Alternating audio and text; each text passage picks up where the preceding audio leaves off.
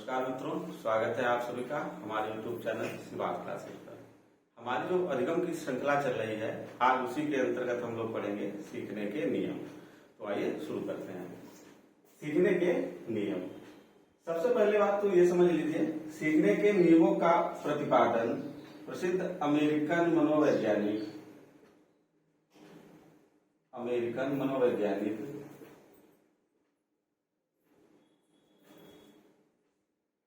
Edward ली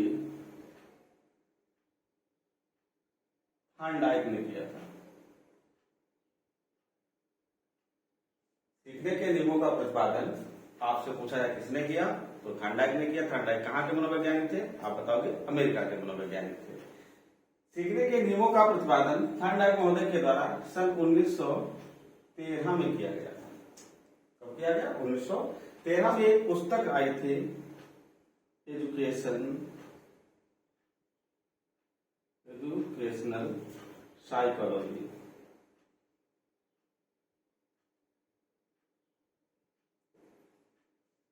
सीखने के नियमों का प्रतिपादन प्रसिद्ध अमेरिकन मनोवैज्ञानिक एडवर्ड ली थॉर्नडाइक के द्वारा सन 1913 में एजुकेशनल साइकोलॉजी पुस्तक में किया गया था। थॉर्नडाइक महोदय ने दो प्रकार के नियमों का वर्णन किया है। हमारे एससीईआरटी में दो प्रकार के नियम हैं और वैसे इनके तीन प्रकार के नियम हैं। पहले प्रकार के नियम बताए इन्होंने मुख्य नियम और इनकी संख्या है 3। दूसरे प्रकार के नियम बताए गौड़ नियम और इनकी संख्या है 5। इसके अतिरिक्त एक तीसरे प्रकार के भी नियम बताए हैं, उनका नाम है उपनियम, लेकिन वो हमारे सिलेबस में नहीं है। और मुख्य रूप से ये दो ही प्रकार के नियम सभी प्रकार की शिक्षक भर्ती परीक्षा, यूपी टेट, सी टेट, कोई भी परीक्षा हो शिक्षक भर्ती संबंधित या शिक्षक पात्रता परीक्षा हो, तो ये दो ही नियम पूछे जाते हैं। आपको केवल इनके दो ही नियम याद रखने हैं, मुख्य नियम और गौड़ नियम। तो थॉर्नडाइक महोदय ने अपने सीखने के नियमों को दो वर्गों में बांटा। पहले वर्ग के नियम है मुख्य नियम और दूसरे वर्ग के नियम है गौड़ नियम। एक महत्वपूर्ण बात आपको बताए, सबसे पहले थॉर्नडाइक महोदय के ये गौड़ नियम आए थे। बहुत बार कंफ्यूजन होती है इसमें, ऑफलाइन क्लास में बहुत बार बच्चे पूछते हैं इस प्रश्न को कि सबसे पहले कौन से नियम आए, मुख्य नियम आए या गौड़ नियम आए। तो आपको बता दें, सबसे पहले मुख्य नियम नहीं आए, सबसे पहले आए गौड़ नियम। और उसके गौड़ नियमों के आधार पर थॉर्नडाइक महोदय ने 3 मुख्य नियमों का प्रतिपादन किया। तो थॉर्नडाइक ने अपने नियमों को कितने वर्गों में बांटा? आप बताओगे, 2 वर्गों में बांटा, मुख्य नियम और गौड़ नियम। मुख्य नियमों की संख्या कितनी है? 3 है। पहला है तत्परता का नियम, दूसरा है अभ्यास का नियम और तीसरा है प्रभाव का नियम। गौड़ नियमों की संख्या कितनी है आपसे पूछे, तो गौड़ नियमों की संख्या 5 है। पहला है बहुअनुक्रिया का नियम, दूसरा मानसिक स्थिति अथवा मनोवृत्ति का नियम, तीसरा है तत्वों की पूर्व समर्थकता का नियम और इसे कहते हैं हम आंशिक क्रिया का नियम। इसी नियम को कहा जाता है आंशिक क्रिया का नियम। चौथा नियम है सादृश्यता द्वारा अनुक्रिया का नियम और इस नियम को कहते हैं हम आत्मीकरण का नियम। 5वां है साहचर्य परिवर्तन का नियम। हम एक एक नियम को पढ़ेंगे। आज के इस वीडियो में हम चर्चा करेंगे केवल थॉर्नडाइक महोदय के मुख्य नियमों की, जो कि 3 है, तत्परता का नियम, अभ्यास का नियम और प्रभाव का नियम। ठीक है, बहुत बार यहाँ से सीधे सीधे प्रश्न आया है कि निम्नलिखित में से कौन सा नियम थॉर्नडाइक के मुख्य नियमों में शामिल नहीं है। और ये यूपी टेट में अपने आया था, तो वहां पर एक चौथा नियम उन्होंने दे दिया था, तनाव का नियम। तनाव का नियम, तो ये तनाव का नियम थॉर्नडाइक महोदय के मुख्य नियमों में शामिल नहीं है। इसी प्रकार से गौड़ नियमों में कौन सा नियम शामिल नहीं है, ऐसा यूपी टेट के जूनियर वाले पेपर में आया था और वहां पर उन्होंने एक उपनियम को दे दिया था।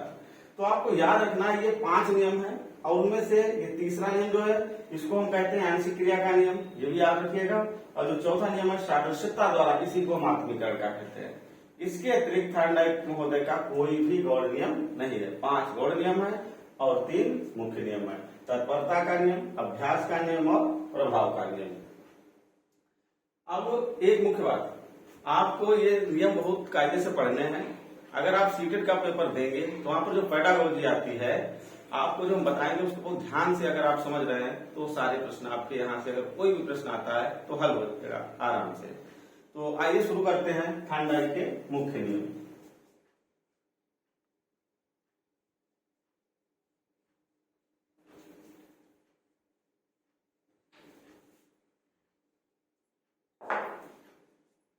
सबसे पहले हम चर्चा करेंगे मुख्य नियमों की। मुख्य नियम, और मुख्य नियम में सबसे पहला नियम है तत्परता का नियम।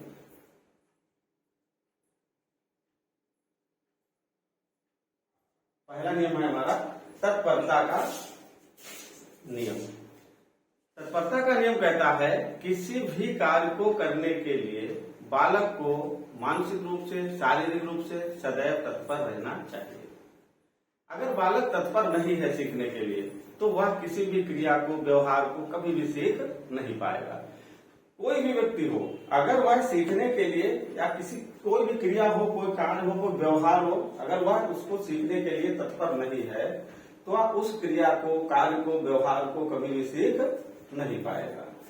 यदि वह तत्पर है सीखने के लिए तो उस व्यक्ति को आसानी से सिखाया जा सकता है। जैसे कोई बालक खेल रहा है और खेलते खेलते आपने उसको जबरदस्ती बुला रहा है, आओ जबरदस्ती पढ़ो बैठ के, क्या वो पढ़ेगा? वो उस समय आप जबरदस्ती डरा के पढ़ा सकते हो, लेकिन उसके दिमाग में कितना जा रहा है ये आप नहीं बता सकते हो, क्योंकि वो बालक खेल रहा था, वो उस समय पढ़ने के लिए तत्पर नहीं था। सबसे पहले बालक को तत्पर करना है, और जब वो बालक पढ़ने के लिए तत्पर हो जाएगा तब आप उसको पढ़ाइए। तो किसी भी कार्य को करने के लिए तत्परता बहुत जरूरी है। अगर व्यक्ति तत्पर नहीं है तो वह कभी भी सीख नहीं पाएगा किसी भी कार्य को, किसी भी व्यवहार को। तो थार्नडाइक महोदय का यह नियम है तत्परता का नियम। आप इसमें लिख सकते हैं किसी भी कार्य को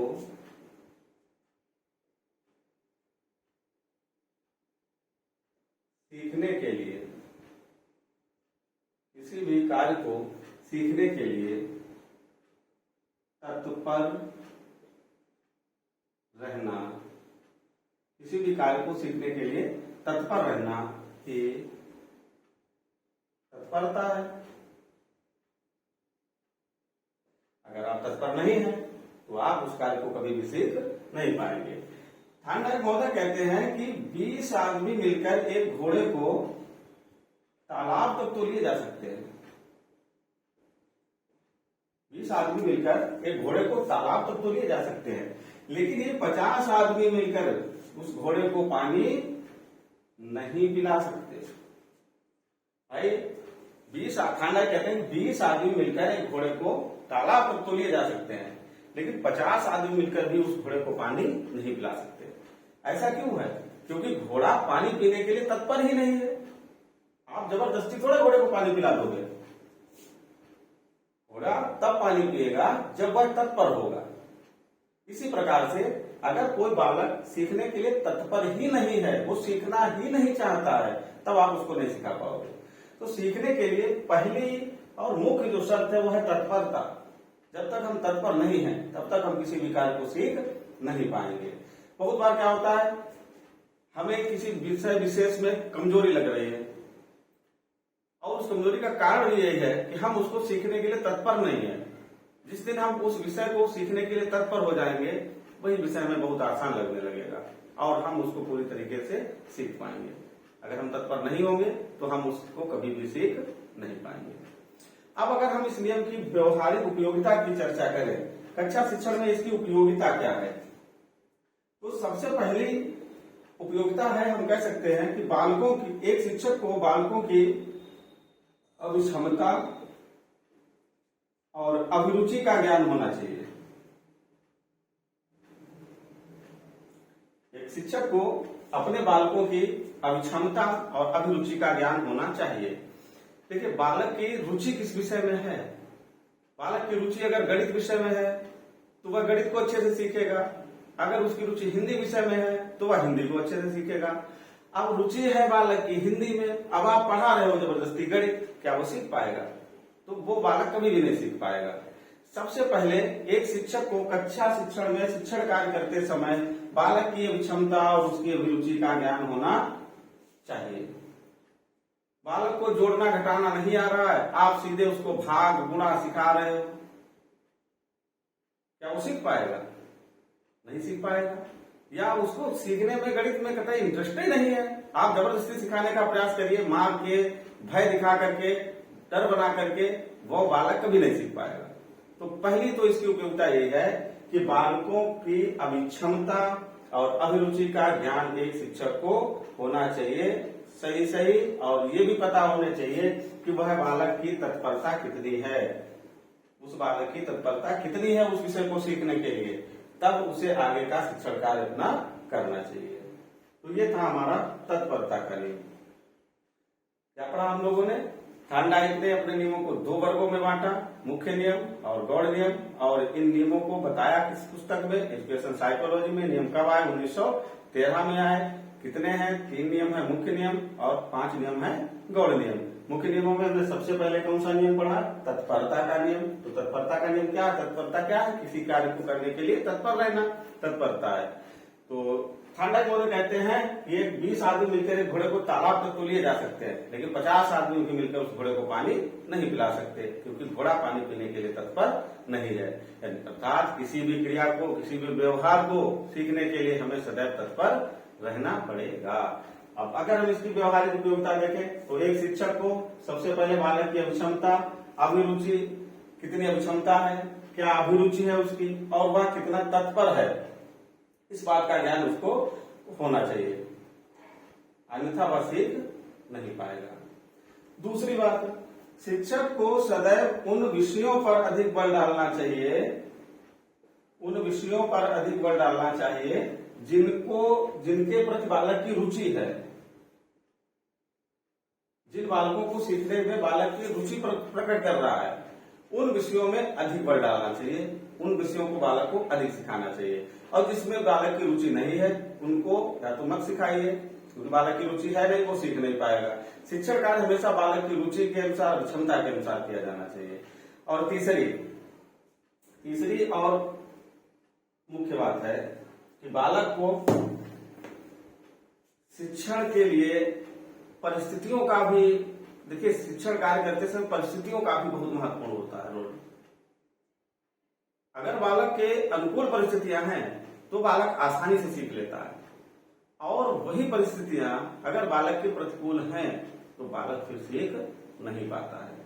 देखिए वातावरण विद्यालय का, कक्षा का हमेशा बालक के अनुरूप होना चाहिए, नहीं तो बालक के अंदर खीज उत्पन्न होती है। जैसे बार बार दिन भर एक ही बात बालक के सामने बार बार आती है और बालक को उसमें बिल्कुल भी इंटरेस्ट नहीं है, उस विषय में इंटरेस्ट नहीं है, तो उसके अंदर खीज उत्पन्न होगी। तो हमेशा परिस्थितियां भी बालक के अनुरूप होनी चाहिए। तो ये शिक्षण कार्य में इस नियम का महत्व था। तो ये था हमारा तत्परता का नियम। दूसरा नियम,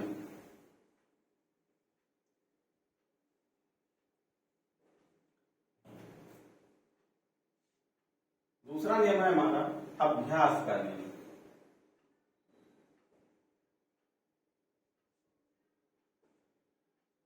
अभ्यास का नियम, अभ्यास क्या होता है? सबसे पहले तो हम इसी चर्चा करेंगे, अभ्यास क्या है। तो किसी भी क्रिया को बार बार दोहराना ये अभ्यास है।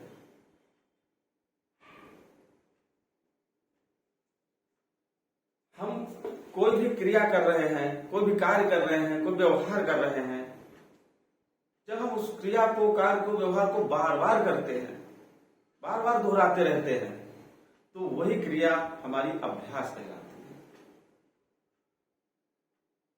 जैसे आपने गणित लगाना सीख लिया और अब आपने एक चैप्टर सीखा, अब आप एक चैप्टर सीखा, 2 सीखे, 5 सीख लिए, आप 5वें चैप्टर पर हैं और आप पहले वाले चैप्टर को भी लगा के घर पे देख रहे हैं सवालों को, तो ये अभ्यास है। या आपने 4 महीने पढ़ाई की, 4 महीने पढ़ने के बाद में आपने पढ़ाई करना बंद कर दिया, तो 2 महीने के बाद में वो सारी बातें विस्मरण हो जाएंगी, आपके मस्तिष्क से निकल जाएंगी। जबकि जस्ट उल्टा होता है इसका अभ्यास करने में। आप अभ्यास करेंगे तो वे बातें आपके मस्तिष्क में ज्यादा दिन तक रुकेंगी। इसी नियम को हम कहते हैं अभ्यास का नियम। इस नियम का एक और नाम है उपयोग तथा अनुपयोग का नियम।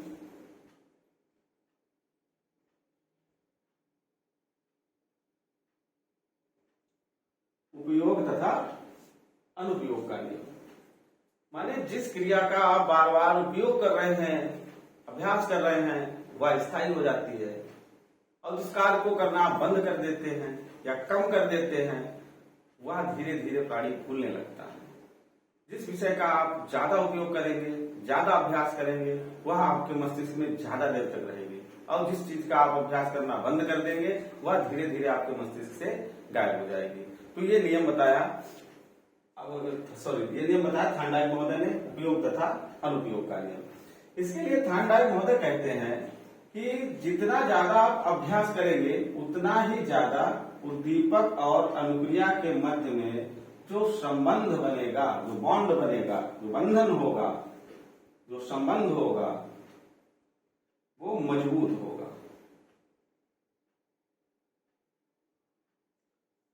क्या बताया था महोदय ने कि जितना ज्यादा आप अभ्यास करेंगे, उतना ही उद्दीपक और अनुक्रिया के मध्य में जो बॉन्डिंग होगी, जो संबंध बनेगा या जो बंधन बनेगा, वो मजबूत होगा।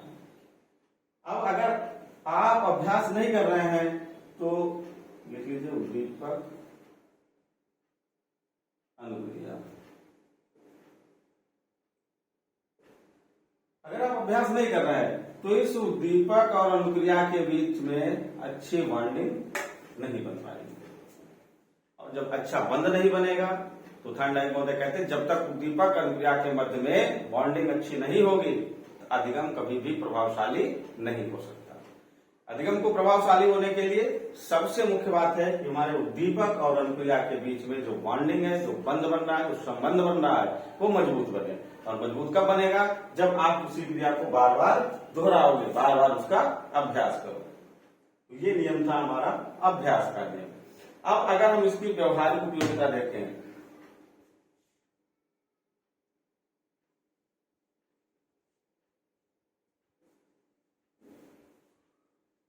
तो कक्षा शिक्षण के दौरान सबसे पहले अगर आप बात करें तो कक्षा शिक्षण के दौरान अध्यापकों को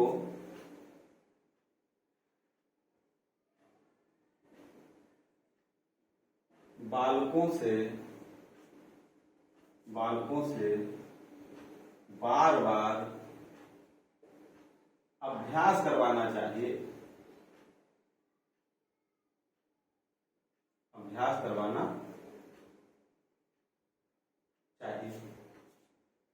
जैसे एक उदाहरण बता रहे हैं आपको। जैसे 1 तारीख से क्लास शुरू हो गई और तारीख आ गई 20, यानी एक शिक्षक को 20 दिन हो गए हैं पढ़ाते पढ़ाते। 20 दिन के बाद में जो 1 तारीख को शिक्षक ने पढ़ाया था और आज जो 20 तारीख को पढ़ा रहा है, बहुत लंबा गैप हो जाता है उतने में। तो एक शिक्षक को जो शुरुआत में उसने 1 से 5 तारीख तक जो चैप्टर पढ़ाए थे, जो बातें बताई थी, उनका बार बार अभ्यास करवाना चाहिए। यानी जो शिक्षक पढ़ा रहा है नया, उसको पुरानी बातों का भी बार बार अभ्यास करवाते रहना चाहिए। अगर वह ऐसा नहीं कर रहा है तो वह विस्मरण होने की संभावना को बढ़ा रहा है। यानी बालक जब उसका अभ्यास ही नहीं करेगा, वो आगे आगे पढ़ता रहेगा, तो पीछे वाली बातें क्या होंगी? विस्मृत हो जाएंगी, उसके मस्तिष्क में नहीं रुकेंगी। उन्हीं बातों का जब वो बार बार अभ्यास करेगा तो वो हमारे मस्तिष्क में अपेक्षाकृत स्थायी हो जाती है, ज्यादा देर तक रहती है। तो इसलिए अध्यापकों को जो शिक्षण कार्य करा रहा है कक्षा शिक्षण के दौरान, उनको उसका बार बार अभ्यास करवाना चाहिए। दूसरी बात, अभ्यास पुरानी बातों का तो करवाना ही करवाना है, साथ ही साथ जो नया पढ़ा रहे हैं उसका भी अभ्यास अध्यापकों के द्वारा करवाया जाए, जिससे बालकों को जो आप सिखा रहे हैं वो सीखा हुआ ज्ञान स्थायी हो जाता है। अगर आप अभ्यास नहीं करवा रहे हैं तो बालक भी उसका अभ्यास नहीं करेंगे, और जब अभ्यास नहीं करेंगे तो वो बातें उसके मस्तिष्क में ज्यादा दिन तक नहीं रह पाएंगी। तो ये था हमारा अभ्यास का नियम, दूसरा नियम। आइए बात करते हैं तीसरे नियम की। और तीसरा नियम है हमारा प्रभाव का नियम।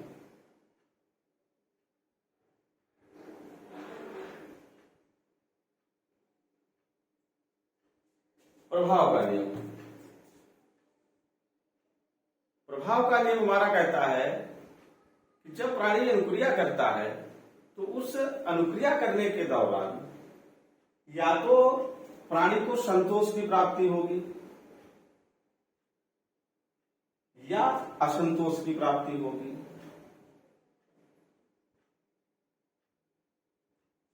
कोई कार्य, ऐसा कार्य, कोई बालक कार्य कर रहा है, कोई क्रिया कर रहा है, कोई व्यवहार कर रहा है, तो दो स्थितियां होंगी, या तो उसको संतोष मिलेगा या असंतोष मिलेगा। या हम कह सकते हैं बालक के अंदर खीज उत्पन्न हो जाएगी। खीज उत्पन्न होना एकदम अजीब तरीके का, खीज उत्पन्न हो गई। तो ये नियम कहता है कि बालक के ऊपर जिस चीज का प्रभाव ज्यादा पड़ेगा वो उसको सीखेगा। प्रभाव का नियम इसी तथ्य पर आधारित है कि बालक प्रभाव के माध्यम से सीखता है। अब बालक के ऊपर जैसा प्रभाव पड़ रहा है वो उसी हिसाब से उसको सीख पाएगा। देखिए, जिस कार्य को करने में बालक को संतोष की प्राप्ति होगी या हम कह सकते हैं सुख की प्राप्ति होगी, वह उस कार्य को बार बार करना पसंद करेगा। और जिस कार्य को करने में उसको असंतोष मिलेगा या दुख मिलेगा, वह उस कार्य को करना पसंद नहीं करेगा। जैसे कोई छोटा बालक है, आप चीनी का शरबत बना के उसके मुंह में थोड़ा सा डालना, छोटा कोई बालक हो डालना, फिर देखना वो कैसे अपने होठों को चलाता है, उसको अच्छा लगा। और वही अगर थोड़ा मिर्च लगा के मिर्च उसके मुंह में डाल दी जाए, मिर्च का पानी डाल दिया जाए, वो रोएगा, चिल्लाएगा, और दोबारा उस तरीके का, उस रंग के पानी को फिर वो अपने मुंह में लेना पसंद नहीं करेगा। ऐसा इसलिए क्योंकि वो जो चीनी का शरबत था उसने बालक को सुख की प्राप्ति हुई, और जो मिर्च का जो घोल था उससे उसको दुख हुआ। वही बात हमारे कक्षा शिक्षण में भी लागू है। जिस कार्य को करने में व्यक्ति को संतोष या सुख की प्राप्ति होती है उस क्रिया को वो बार बार करता है, और जिस कार्य को करने में उसे दुख की प्राप्ति होती है, असंतोष की प्राप्ति होती है, उस क्रिया को करना वह पसंद नहीं करता है। इसलिए इस नियम को संतोष और असंतोष का नियम भी कहा जाता है। संतोष और असंतोष का नियम भी इसी नियम को कहा जाता है। आइए देखते हैं इसकी व्यवहारिक उपयोगिता क्या है, या कक्षा शिक्षण में इसकी उपयोगिता क्या है। तो सबसे पहली उपयोगिता है कि अध्यापकों को कक्षा का वातावरण डरावना नहीं बनाना है। डरावना नहीं बनाना है।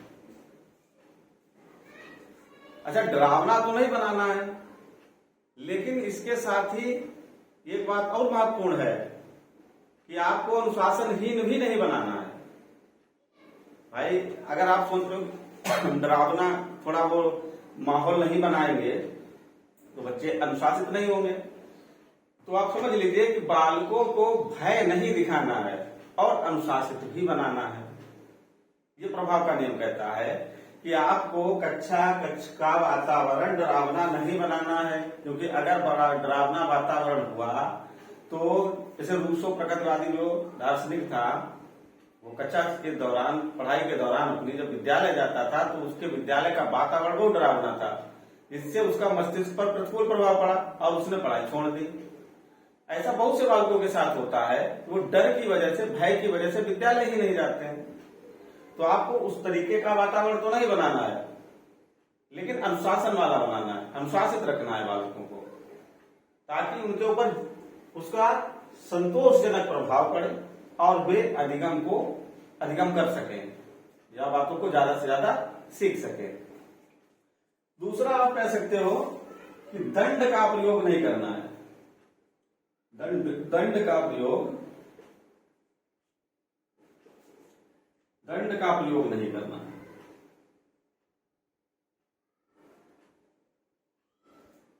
और आरटी 2009 निःशुल्क एवं अनिवार्य शिक्षा का अधिकार अधिनियम 2009 के द्वारा शारीरिक और मानसिक दोनों प्रकार के दंड को पूर्णतया प्रतिबंधित कर दिया गया है।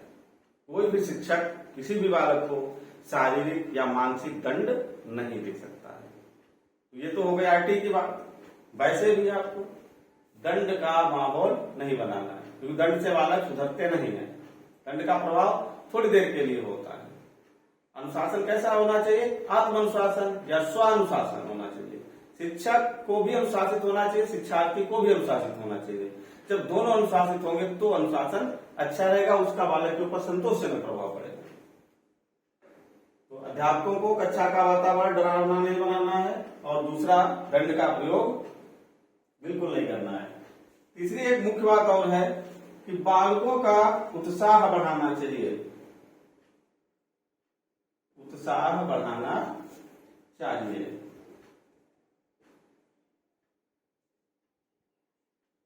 जितना ज्यादा जिसके अंदर उत्साह होगा वह बालक उतना ही अधिक सीखेगा। अगर उत्साह की कमी है तो वह बालक कभी भी अच्छी तरीके से सीख नहीं पाएगा।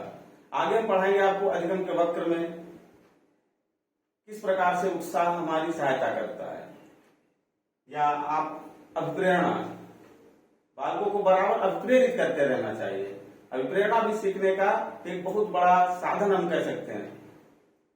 अभिप्रेरणा का अधिगम से घनिष्ठ संबंध है। अगर आप अधिगम कर रहे हैं, आप कुछ सीख रहे हैं, तो एक शिक्षक को अभिप्रेरित करते रहना चाहिए अपने बालकों को। जो बालक जितना ज्यादा प्रेरित होगा, उसके अंदर जितनी ज्यादा प्रेरणा होगी, वह उतने अच्छे से उसको सीख सकेगा। तो ये 3 बातें याद रखिएगा। अध्यापकों को कक्षा का वातावरण डरावना नहीं बनाना है, दंड का प्रयोग नहीं करना है, और बालकों का उत्साह बढ़ाना है। तो ये थे हमारे थार्नडाइक के मुख्य नियम। थार्नडाइक ने अपने नियमों का प्रतिपादन 1913 में अपनी पुस्तक एजुकेशनल साइकोलॉजी में किया। थार्नडाइक ने सीखने के नियमों को 2 वर्गों में बांटा, मुख्य नियम और गौड़ नियम। मुख्य नियमों की संख्या 3 है, गौड़ नियमों की संख्या 5 है। मुख्य नियमों के अंतर्गत तत्परता का नियम, अभ्यास का नियम और प्रभाव का नियम।